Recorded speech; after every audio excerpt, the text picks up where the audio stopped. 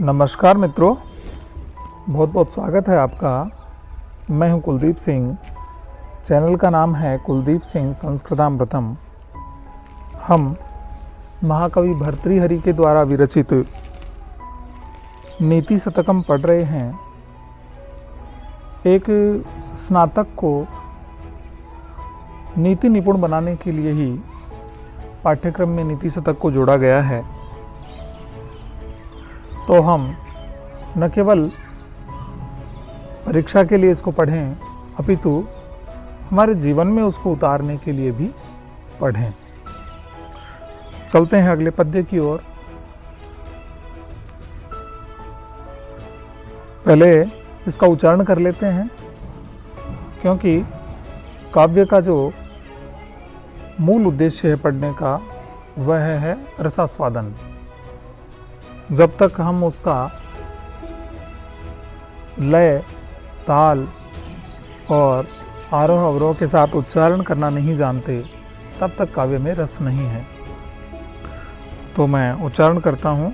आपसे आशा करता हूँ कि आप भी इसी प्रकार से उच्चारण करके इन पद्यों को याद करें।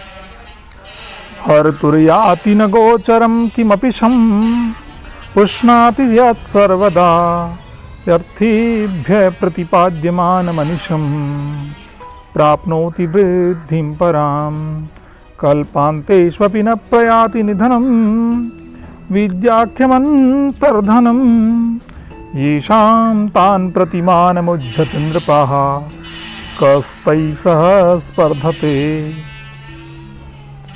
यहाँ पर कवि विद्याधन को श्रेयस्कर और अनिष्टकर बता करके विद्यावान जो लोग हैं उनके साथ कोई राजा स्पर्धा नहीं करे और अभिमान नहीं करे, यह इस पद्य में बताया गया है।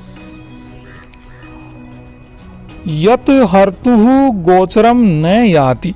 हर्तु यानी चुराने वाला, अपहरणकर्ता। हर्तु गोचरम न याति, जो दृष्टिपथ में ही नहीं आता। हर्तु यानी चुराने वाले के। जो व्यक्ति चुराने वाला आए तो यह जो विद्या रूपी धन है यह उसे दिखाई ही नहीं देता।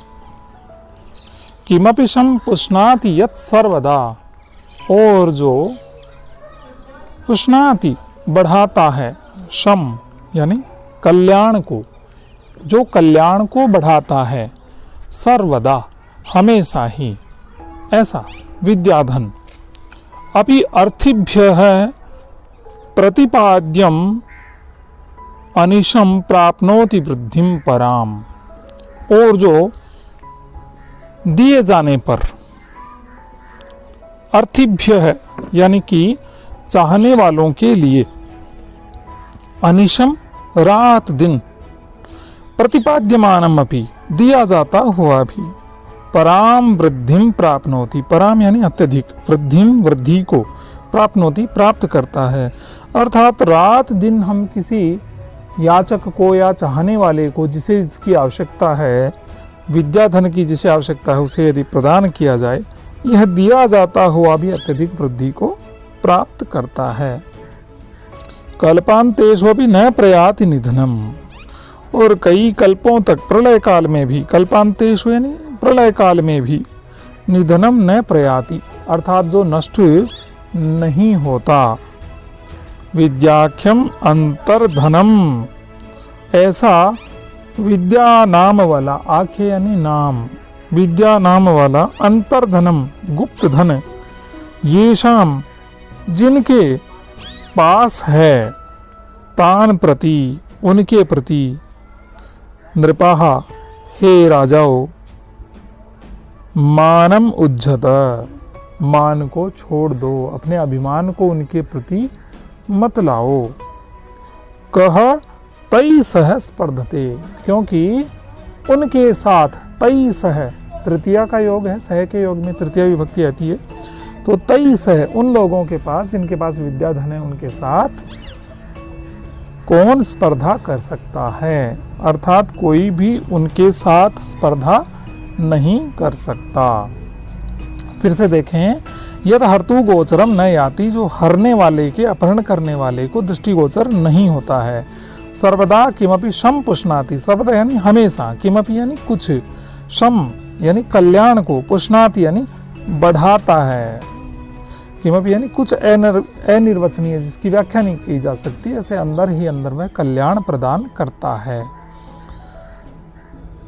आर्थिभ्य अनिशम, और याचकों के लिए अनिशम यानी रात दिन, अहर्निशम, प्रतिपाद्यमानम अपि, दिया जाता हुआ भी, पराम वृद्धिम प्राप्नोति, पराम यानी अत्यधिक, वृद्धिम वृद्धि को, प्राप्नोति प्राप्त करता है। कल्पांतेष्वपि निधनम न प्रयाति, और कई कल्पों तक जिसका निधन नहीं होता, अर्थात वह नष्ट नहीं होता। तत् विद्याख्यम अंतर्धनम, वह विद्या रूप वाला, विद्या नाम वाला अंतर्धन, यह गुप्त धन, येषाम जिनके पास में है, अस्ति, तान प्रति, उनके प्रति, हे नृपा, हे राजान हैं, हे राजाओ, मानम उज्जत, अभिमान को त्याग दो, तई सह कह स्पर्धते, उनके साथ स्पर्धा कौन कर सकता है। अगले श्लोक को देखें। अधिगत परमार्थान पंडितान मावमंस्थो, तृणमिव लघु लक्ष्मी नैवतां संरुणद्धि, अभिनव मदलेखा श्यामगंडस्थलानां, न भवति विशतंतुर्वारणं वारणानां। कहा है कि धनिक जो व्यक्ति हैं वो विद्वानों को अपने वश में नहीं कर सकते, उनके प्रति सदैव सम्मान करना चाहिए, अर्थात वो किसी के वश में नहीं आते हैं, धनिकों के वश में वो नहीं आते हैं, क्योंकि उन्होंने धन, विद्या रूपी सरस्वती की पूजा की है, उन्होंने लक्ष्मी की आराधना नहीं की है, इसलिए वो लक्ष्मी के प्रभाव में वो नहीं आते हैं। अधिगत परमार्थान, अर्थात जिन्होंने तत्व ज्ञान को समझ लिया है, अधिगतम प्राप्तम, परम अर्थान, परम अर्थ को, परम तत्व को जिन्होंने जान लिया है, ऐसे पंडितान, विद्वानों को, मावमंस्था, माँ अवमंस्था, उन्हें मत अपमानित करो। लघु तृणम इव लक्ष्मी, लघु तिनके के समान लक्ष्मी, तान नैव संरुणद्धि, तान यानी उन्हें, नैव संरुणद्धि नहीं रोक सकती, क्योंकि किस प्रकार से, जैसे कि अभिनव मद रेखा श्याम गंडस्थलानाम,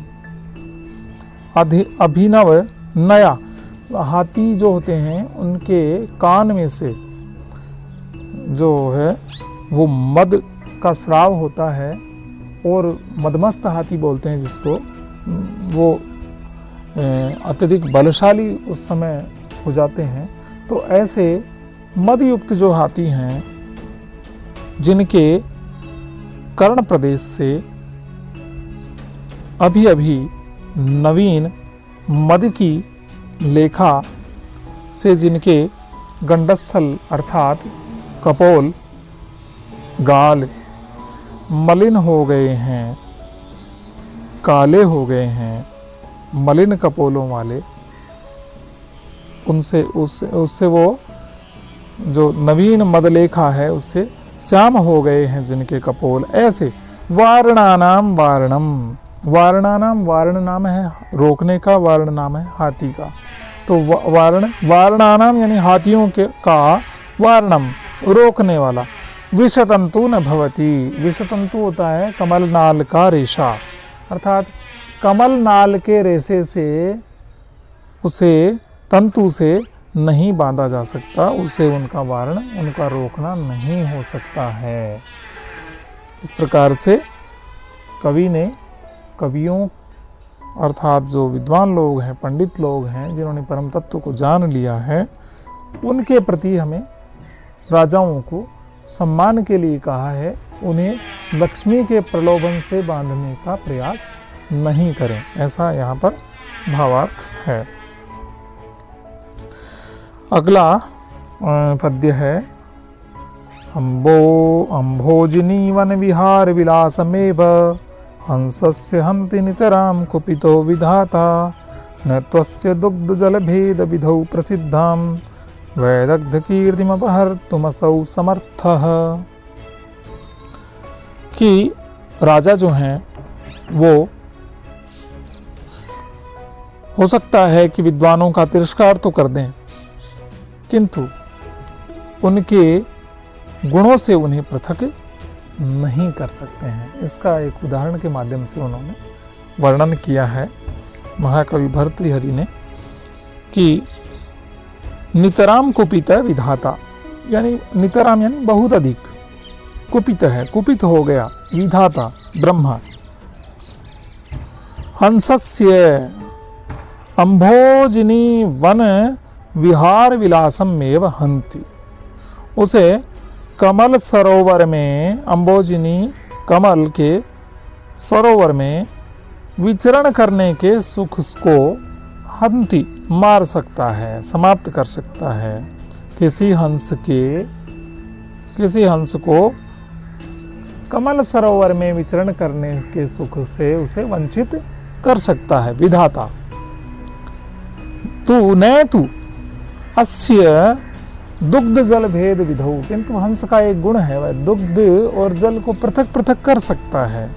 जिसमें अपनी चोंच डुबो दे तो दूध में जो जल है वो अलग हो जाएगा और दुग्ध की राशि उसमें अलग हो जाएगी। ऐसा वह जो प्रसिद्ध गुण है संसार में, वैदग्ध कीर्तिम अपहर्तुं न समर्थ है, उसकी इस निपुणता के यश को, उसकी जो विदग्धता है, विद्वत्ता है, उसके यश को अपहर्तुं न समर्थ है, उसे वह अपहरण नहीं कर सकता।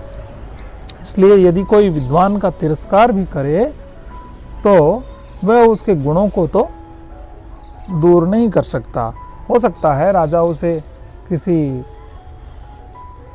तिरस्कार से तिरस्कृत कर दे, उसे राज्य से बाहर निकाल दे, किंतु उसमें जो गुण उपलब्ध है वह उस गुण से उसे अलग नहीं कर सकता। जिस प्रकार विधाता का एक दृष्टांत दिया गया है कि जिस प्रकार से विधाता किसी हंस को उसके कमलिनी वन से, कमलिनी के सरोवर में विचरण करने से तो रोक सकता है, किंतु जो उसकी वैदग्ध कीर्ति है उसको वह दूर नहीं कर सकता। उसका जो दुग्ध और जल को पृथक पृथक कर देने का जो संसार भर में प्रसिद्ध उसकी जो विदग्धता है, उसका विद्वत्ता जो गुण है, उसे वह पृथक नहीं कर सकता। अगला जो पद्य है वो वाग्भूषण के लिए कहा गया है, अर्थात वाणी का जो चिरस्थायी आभूषण है उसके लिए है। शार्दुल विक्रीडितम छंद की लय में है, हम इसका उच्चारण करेंगे। केयूराणि न भूषयन्ति पुरुषं हारा न चंद्रोज्ज्वला न स्नानं न विलेपनं न कुसुमं नालंकृता मूर्धजा वाणी का समलंकरोति पुरुषं या संस्कृता धार्यते क्षीयन्ते खलु भूषणानि सततं वाग्भूषणं भूषणम्। केयूराणि न भूषयन्ति पुरुषम, केयूर बाजूबंद व्यक्ति को, मनुष्य को शोभा नहीं देते हैं। हारा न चंद्रोज्ज्वला, चंद्र इव उज्ज्वला हारा, चंद्रमा के समान उज्ज्वल हार व्यक्ति को शोभा नहीं देते हैं। न स्नानम, न स्नान, न विलेपनम, न लेप इत्यादि, चंदन इत्यादि का लेप, न कुसुमम, न कोई पुष्प इत्यादि, न अलंकृता मूर्धजाहा, और ना ही अलंकृत बाल ही व्यक्ति को सुशोभित करते हैं। तो फिर कौन व्यक्ति को सुशोभित करता है सर्वाधिक? वह है वाणी। वाणी एका समलंकरोति पुरुषम, व्यक्ति को केवल उसकी वाणी ही आभूषित कर सकती है, और जो कैसी हो? वह वाणी हो संस्कृता धार्यते, जो कि शुद्ध एवं परिष्कृत रूप में धारण की जाती है, ऐसी वाणी। क्योंकि क्षीयन्ते खलु भूषणानि सततम, क्योंकि ये सुवर्ण इत्यादि के जो गहने हैं ये तो नष्ट हो जाते हैं, किंतु वाग्भूषणम भूषणम, किंतु वाणी रूपी जो आभूषण है वह चिरस्थायी आभूषण है, व्यक्ति के पास सर्वदा वह रहता है।